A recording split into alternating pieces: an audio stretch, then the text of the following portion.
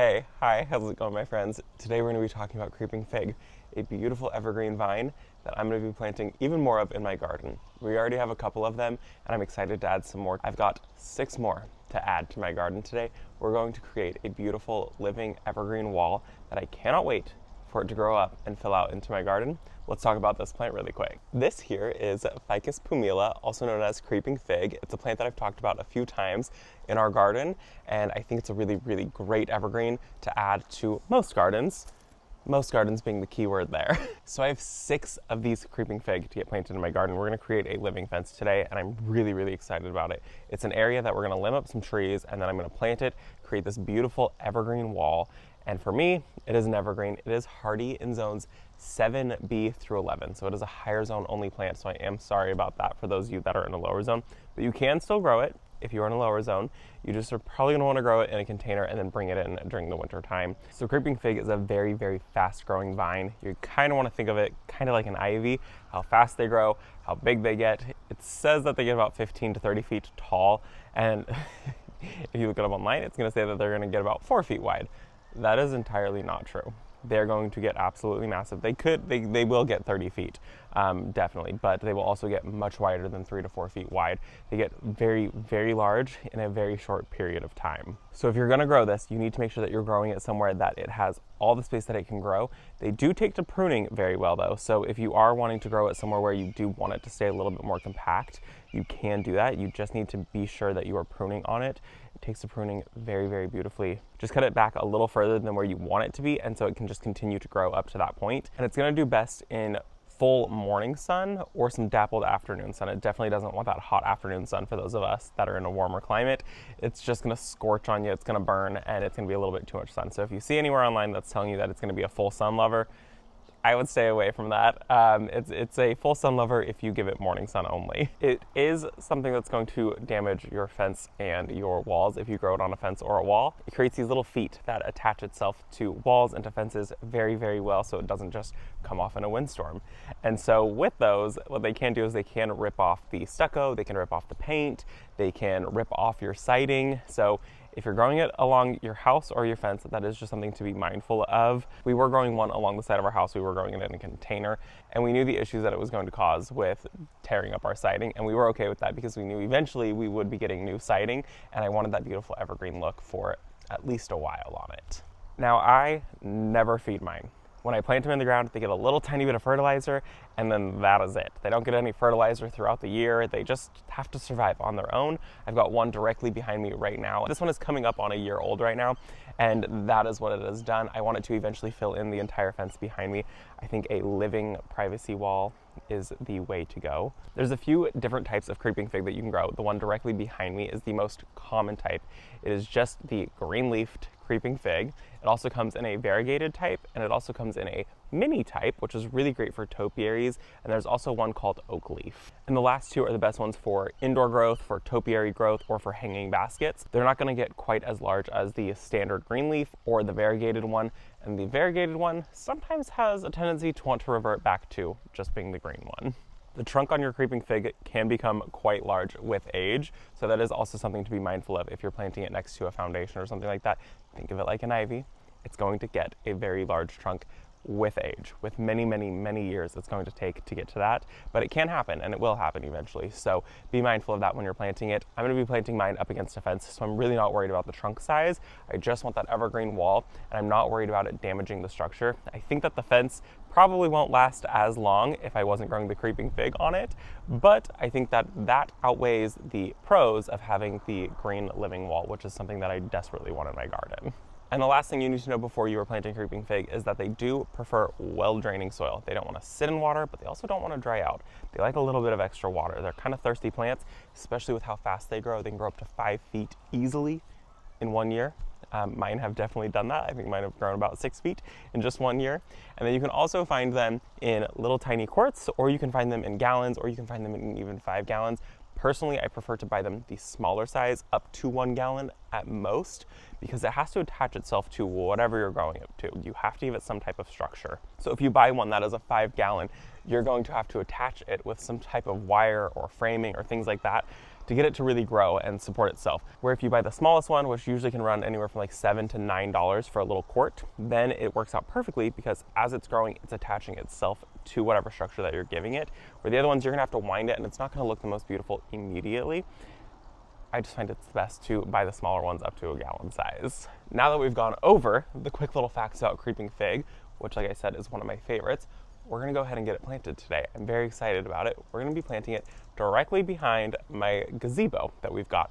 I have a wall of arborvitaes behind me, and I would like it if I could limb them all up. You can see I've got a couple of them limbed up right there.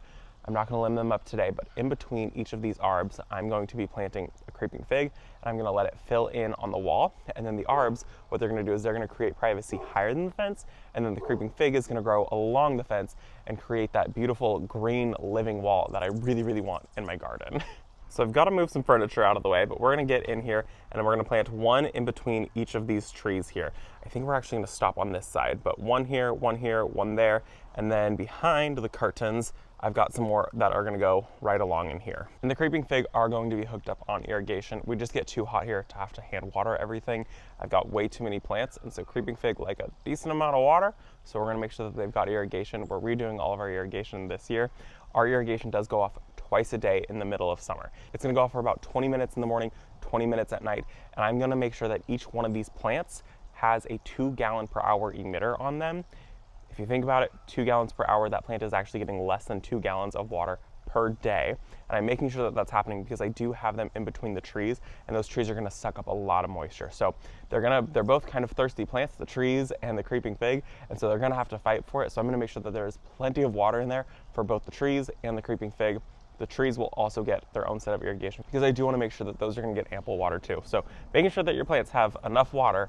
And like I said, so to do your math for your irrigation, if you're gonna go the irrigation route, it is a 2 gallon per hour emitter. Our irrigation is gonna go off for about 20 minutes in the morning, 20 minutes at night. It's not even going off for a full hour, meaning that it is getting less than 2 gallons of water per day. So really quickly, I'm going to be moving some furniture out of here so I can get in there a little bit better. I'm gonna go in with a slow release fertilizer, just an all-purpose fertilizer, nothing super crazy.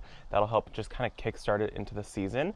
And then I'm also going to be using a auger. That's just gonna help me drill holes because I don't wanna have to get in there with a shovel. And then I'm also going to be going in with some mole max because we do deal with moles, gophers, voles. We deal with all of the issues of underground pests in my garden.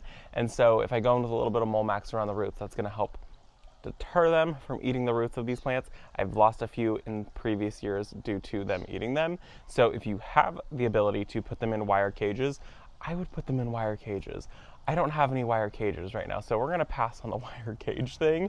This might be a bad decision, but luckily these plants are like $9 and I can go grab a few more if I lose a few of them. So I'm gonna go ahead and remove the chairs, remove the coffee table, kind of clear this area out a little bit, and then we'll go ahead and get everything planted and I'll show you what it looks like when it's all done. I'm very excited about this project.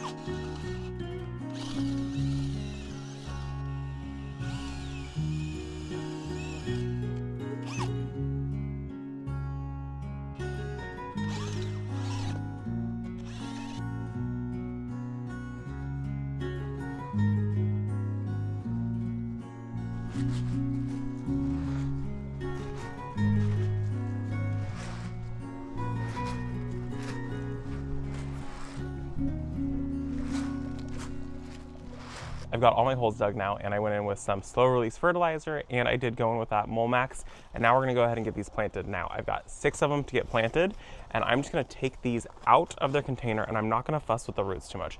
They're slightly root bound, but they're really not that bad, so I'm just gonna pop them in the ground just like this. If anything, I might tousle the corners a little bit, mess those up a little bit, but for the most part, it actually looks really, really good and not super root bound. I think it'd be best to just put these in the ground, not disturb the roots too much, and let them do their own thing. What I'm going to do is I'm going to plant them as close to the fence as possible, so that way one side of it can grow up along the fence and can start attaching itself. And then as the season goes on, I will see what lives, what doesn't live.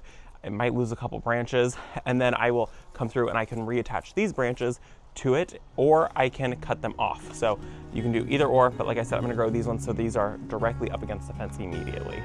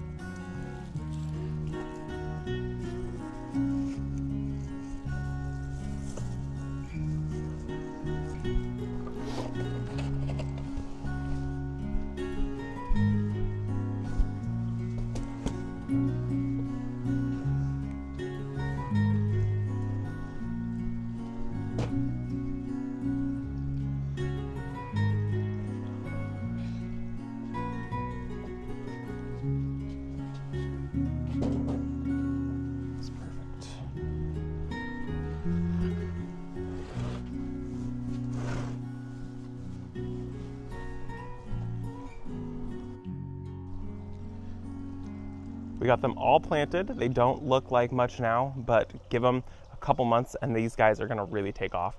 We still have a few more weeks of winter, so hopefully these guys can work on their roots. And then once it starts to warm up, hopefully these guys will just take off and fill this fence out quickly. Like I said, I'm gonna continue to just try pressuring these guys to grow up along the fence, and anything that's gonna grow out into the ground, I'm probably gonna trim off because I would like to grow some other plants down here, some like hostas. This is kind of a shaded area. It's gonna get some morning sun, but it's definitely gonna get that protection from that hot afternoon sun, which we desperately need in our area. And that, my friends, is creeping fig in a nutshell.